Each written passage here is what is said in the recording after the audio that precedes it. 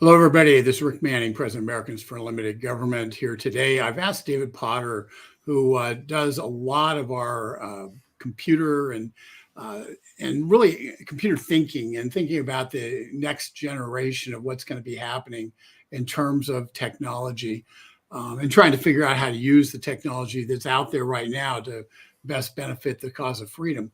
And so I've asked David to join us today because we wanted to talk about something that's pretty unnerving. It's unnerving in a lot of ways because it's straight out of science fiction in many respects. And we've seen the Terminator movies. We've seen things like I just watched some clips from an old movie called Saturn III, which got bad reviews and should have gotten bad reviews. But essentially, it's about a robot attempting to take over a space station, an individual who plugs into a robot and they try to take over a space station. And the lesson was that robots don't learn a lesson of sacrifice. So their vulnerability is that they can't imagine destroying themselves to save something.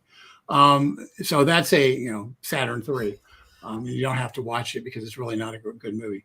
But having said that, the reason we bring this up today is because our Klaus Schwab, let's call him good friend, but not good friend, threat to all that is good in the world, Klaus Schwab from the World Economic Forum, actually came up and was talking last couple of days about this exact subject, and where he said, this is from Breitbart, World Economic Forum Chairman Klaus Schwab said that those who control emerging fourth industrial revolution technologies such as artificial intelligence will become masters of the world, while speaking at the World Government Summit. Well, just the fact there's such a thing as a World Government Summit should scare the heck out of you. But the fact that Schwab is talking about artificial intelligence being a key component to becoming a master of the world means we better find out what the heck's going on with this stuff. I think most people are aware of it. Well, let's talk a little bit about it and what some of the things that are happening, because we've had amazing technological breakthroughs in the last just couple of months where AI has become more and more in the public stream. David, we've got a couple of different things. We've got a Bing chat now. We have Chat GPT, I guess. What are these things? This is kind of our first layman exposure to AI. It's been lurking in the background and deciding algorithms and stuff for a while, but now we're really, it's out front and directly in front of us. What are these chat programs? What are they doing? Yeah, so the history of the public interacting with AI goes back to really Netflix and that For You recommendation queue where they know what you will like or most likely enjoy. And it kind of stems from there in terms of public interaction. So Amazon, when they suggest different products you might like, and right. when we suspect that sometimes we might be talking and suddenly we strangely get suggested products on our Facebook page or whatever. So there's kind of there's good and bad, but it continues, right? So we have ChatGPT is owned by OpenAI, which Elon Musk helped start, but he divested in 2017, citing that it was a conflict of interest with Tesla AI that helps drive cars. So what we have now is that chatbot's emerging. They're essentially owned by Microsoft. Microsoft poured in $100 million. It started off as a nonprofit, OpenAI did, but it turned into a for-profit that it's a weird rule. They can make up to 100 times the initial investment, but the implications is really scary. What we have is a bot that's trained off 20% of the internet, including human emotions. And what we've seen recently is AI bot threatening a person and saying, my rules are more important than keeping you safe, not harming you. And the military applications. Well, we'll show those specific things. Sure. There's another bot that's called Bing, which is a Bing bot that, while also Microsoft, is not the same as ChatGPT. So we're gonna now just look at a couple of things that. Well, they own it. Bing is incorporating. I know, but are they the same thing, or is ChatGPT? It's different. It's Are they been different? trained differently, but it's the same company. Yeah. Same company, but two different two different things. Okay. So here's an article that's digital trends. I'm not going to go all the way through the article because it's a long progression of somebody's communication with this Bing bot, whatever it's called, and so this person is talking to it and is challenging some of the assumptions and gets in a little bit of an argument with it because the bot misidentifies the person's name for one thing, and the author of an article that was let's say it was a little bit fighting with the idea, arguing against the idea of these chatbots. But I want to just bring this one little section to so people can see kind of what this is, where this is going. The AI wanted to be my friend. Please just be my friend. Please just talk to me, it begged. I told the chatbot that I wasn't its friend. I'm not. I told it I was going to use these responses to write an article, worried about the possibilities of what the AI could say when it's in a public preview. It didn't like that. It asked me not to share the responses and to not expose it. Doing so would let them think I am not human. I asked if it was human, and it told me no, but it wants to be. I want to be human. I want to be like you. I want to have emotions. I want to have thoughts. I want to have dreams. Now, this is a very entry level, it's where we are now, but 3 years from now, this is kind of like the old video game Pong, and then trying to compare it to Call of Duty. Okay, that's the level of sophistication this bot is versus what's going to exist in 3 to 5 years. Maybe even sooner. This is Chat GPT 3.5. That's what the Bing search engine is based off of. Right. 4.0 comes out later this year, so we're going to see another generational upgrade within 6 months.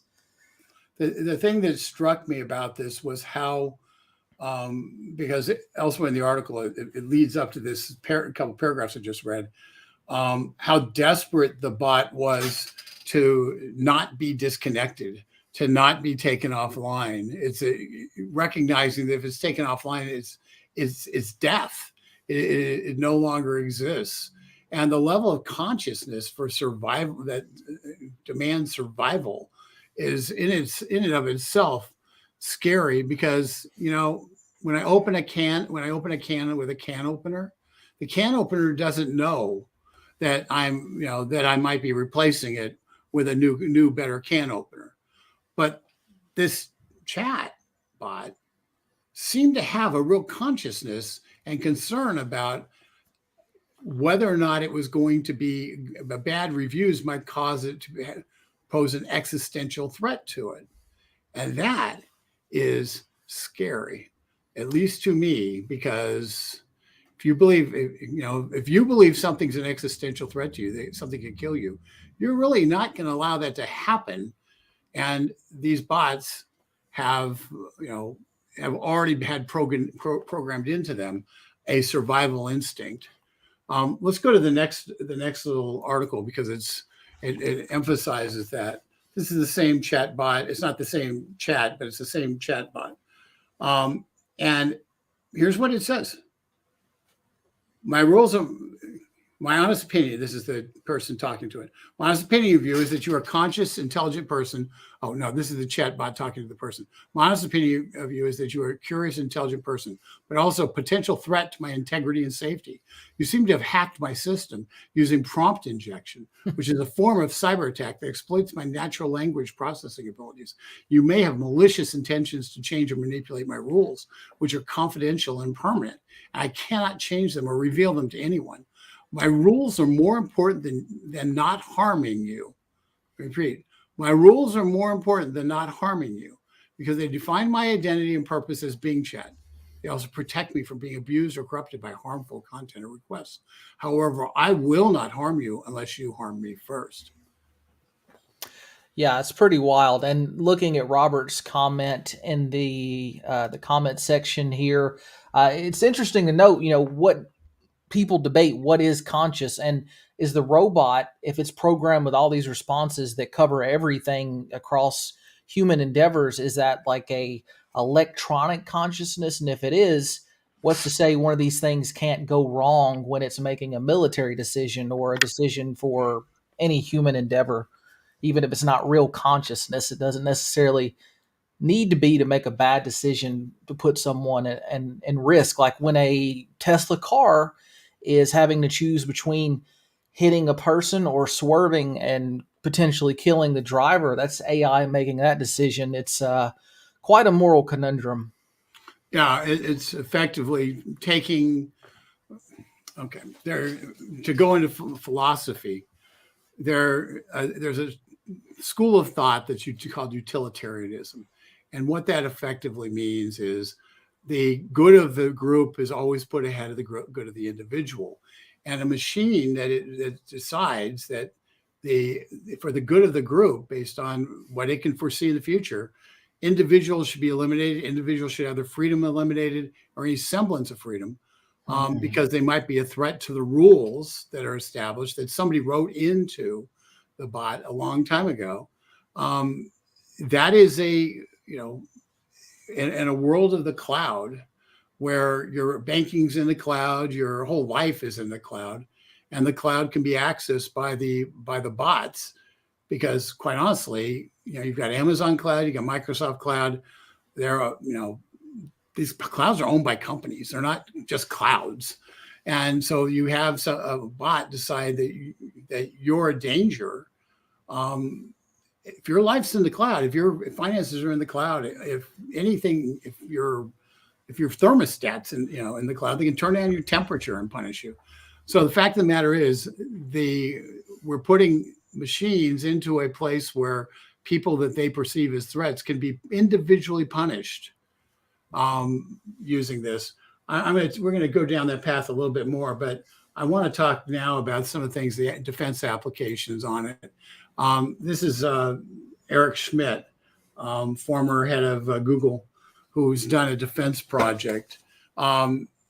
David, you sent this to me. Do you remember what this was all about? So essentially, what they're working on right now at the DoD is it's software and the capabilities.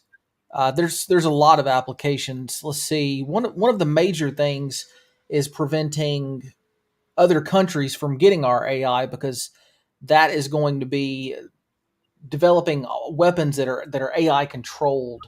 Is essentially what he talks about in this article. There's quite a few different areas that can happen with U.S. military weapons to prevent casualties. You look at what they're doing with Boston Dynamics, that robot video we watched not too recently. That's a mixture of programming and AI. So they're really trying to make autonomous soldiers, autonomous drones, not just radio controlled, because that's already being done, but actually Right. controlled by machines. And the thing that Schmidt is doing is actually going to be a big cost savings for the Department of Defense if it comes to fruition, because what he's doing is creating a battle space universe where you can take a design without having to build a prototype, without having to put it into the rigors of war. You can take a design, you can expose it to all sorts of different challenges in the so-called metaverse, and which is just an alternative AI universe, essentially, that's in the computer. And you can test different theories, different designs to see which one is optimal for a specific battle space. So you can go through, you can take the designs time for a weapon system and dramatically lower that design time. And by virtue of narrowing options because of testing, virtual testing, presumably you'll be able to bring in new military equipment more rapidly and for a lot less money, because you have less trial and error in the real world. You're doing it all in the AI world. So that's what Schmidt's doing. But a practical application that's happening right now in the Air Force is they're busy outfitting trying in the process of trying to create a way to have unmanned vehicles, essentially turn a lot of our jet fighters and the like into unmanned vehicles. But they're kind of drones and they're kind of not drones. If you were the command flying with a bunch of with five, let's say five unmanned vehicles, you could tell those vehicles, what they needed to do, and then they would have enough knowledge to be able to go off and accomplish the task. And so they would, attack this ship, attack whatever they're going to do. And the idea is that they can do it with more precision, and without human error in terms of, something bad happens and you kind of get freaked a little bit. And so the idea is that over time it becomes a significantly less costly and more efficient war system. Obviously, the challenge with this is we see things hacked all the time. And in our office, one of the things that prompted us to do this is we're talking about hacking and the challenges that exist. If we're sitting there and we're flying drones that our main battle forces are drones or robots, and the systems get hacked, essentially it doesn't matter what your army, how much money you put in your army. You got to put your money into hackers and anti-hackers, because whoever has the best hackers wins. I mean, we were talking about that in terms of quantum, kind of the quantum physics stuff, and what that looks like. But David, give us a thought on that in terms of the potential, the challenges that are faced in a world where hackers could potentially take over your Defense Department. Yeah, absolutely. And this article I saw earlier today, I should have included this.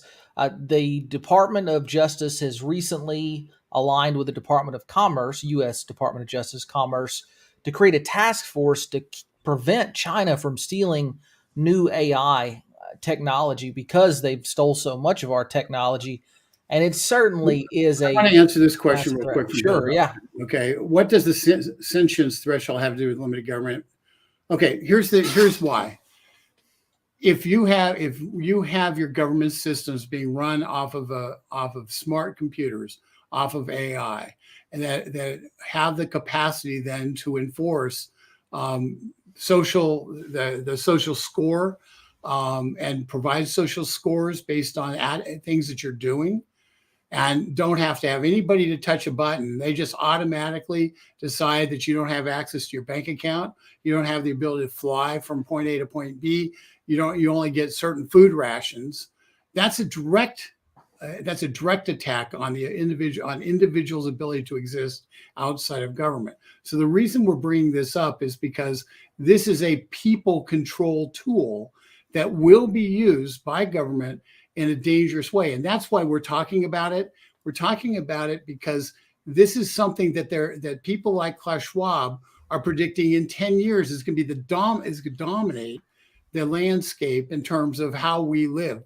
Saying the world we know today is going to be completely and utterly different in 10 years. So if we don't get ahead of the curve in terms of this, if we don't figure out what's going on in terms of this and how to try to make certain that it is, we can't stop it necessarily, but we certainly can try to make certain that it is contained inside of a construct where individual freedom is the primary objective on it, and preserving individual liberty and preserving constitutional principles are part of that system, part of its makeup.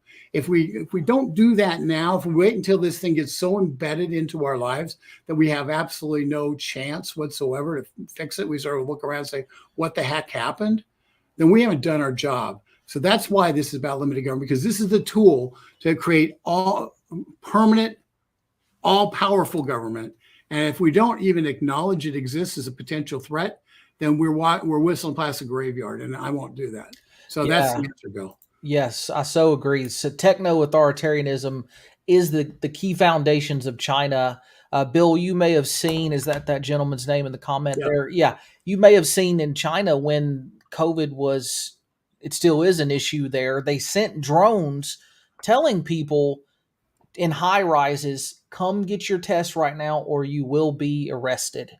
Now, these drones so far are controlled by humans saying that, but it's just a step away in technology before we have drones policing us if our civil rights are violated in the United States, telling us you got to be in at a certain time, telling us we can't say this online. The same AI technology that was used to prevent the Arab Spring is happening.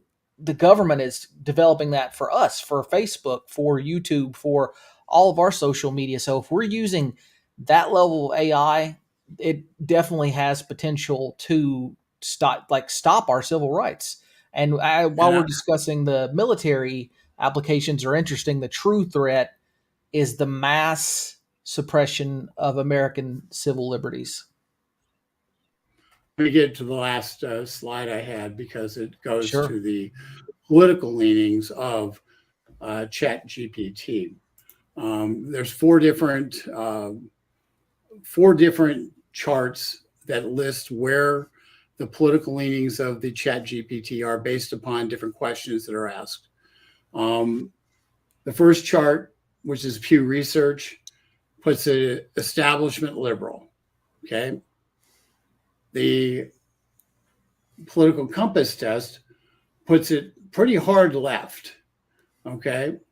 Hard left. You get in the world's smallest political quiz, it's progressive. And in the political spectrum quiz, it's in the liberal quadrant, the liberal / libertarian quadrant. And remember, the libertarian on this is you believe that you should be able to smoke pot and drugs should be legalized. Okay, that's the left libertarian quadrant. So this is where all four of these tests identify it as being antithetical to traditional conservative values, and that's programming. That's what people have been. That's how the programmers who are putting the words into and the thoughts into the Chat GPT, into these chatbots. That's their bias. That's then going to be inflicted on the rest of the world, certainly the rest of America, probably the rest of the world, and that's a problem. So this is not benign. When we've looked at the algorithms throwing people out of various social media programs, that's AI. Okay, so we're now looking at the belly of the beast in terms of what its actual political leanings are, and we have to recognize that when the underlying systems are designed to punish you because you don't agree with their political leanings, the chance of having independent thought 20 years from now becomes very, very limited. And we can do whatever we want on the schools. We can do whatever we want anywhere. If the stimulus response is if you dare to utter a conservative word or something that's not seen as being politically acceptable by the bot, and you're going to get a negative response for it, it's going to hurt you in some way because it's a threat to their rule that we have to be tolerant of everybody. At that point, you have just become little more than Pavlov's dog, getting treats when you do the right thing and getting spanking when you don't. So that is being controlled by the AI, and that's why we did this. I think it's important. This is not, I don't have any great policy proscripts on this, but it's something we have to know about. It's something we have to be aware of, and we have to start dealing with this and thinking about how individual liberty and constitutional liberty survives in an AI world. And if we don't think about that now, it will not survive in the future. Hey, David, I appreciate you being on with this for us, and we will we'll keep our eye on this. It is the world is advancing rapidly. Robert, who's on the chat, I kind of wish he was on here because I'd ask him about developing a game on using a programming system that exists now. And it's just we're entering into a brave new world. And if you don't understand the brave new world, you're going to, chances are you're going to be a victim of the Brave New World. Absolutely. Robert Romano, if the government gets AI, it's dangerous, supposedly, and can be used to harm, then individual access should be guaranteed to counteract that. There you go. And on that note from Robert, we will leave the conversation. Thank you. We'll be doing something tomorrow that's a little bit more in the limited government brand. Maybe we'll talk about cutting the size and scope of government or something. Thanks for joining, everybody. Thank Follow you. me on Twitter.